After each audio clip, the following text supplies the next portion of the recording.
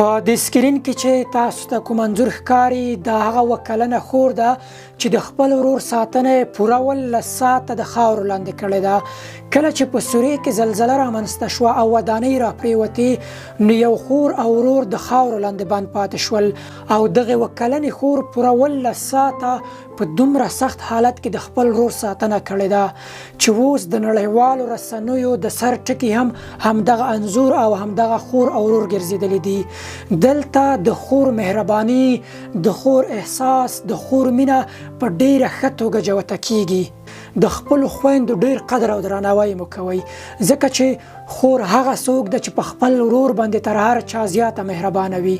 په خپل ورور باندې زړه درد کوي، په خپل ورور باندې زړه خوږیږي.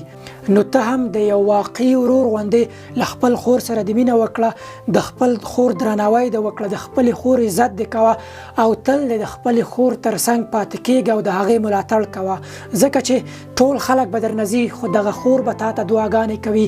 دغه خور به ستا ملاتړ کوي او دغه خور به په سخت حالت کې له تا سره مرسته کوي. لکه څنګه چې دغه وکلنې نجلۍ د خپل کوچني ورور په سر باندې لاسونه نیولي دي، دا د یوې خور مهرباني ښیي، دا د یوې خور مینه ښیي. نو که چیرته خور لرئ تاسو بختور یاستئ، د خپلو خویندو قدر وکړئ، د خپلو خویندو درناوی وکړئ او تل د خپلو خویندو ملاتړ وکړئ او تر څنګ لکه یو واقعي ورور داسې پاتې شئ.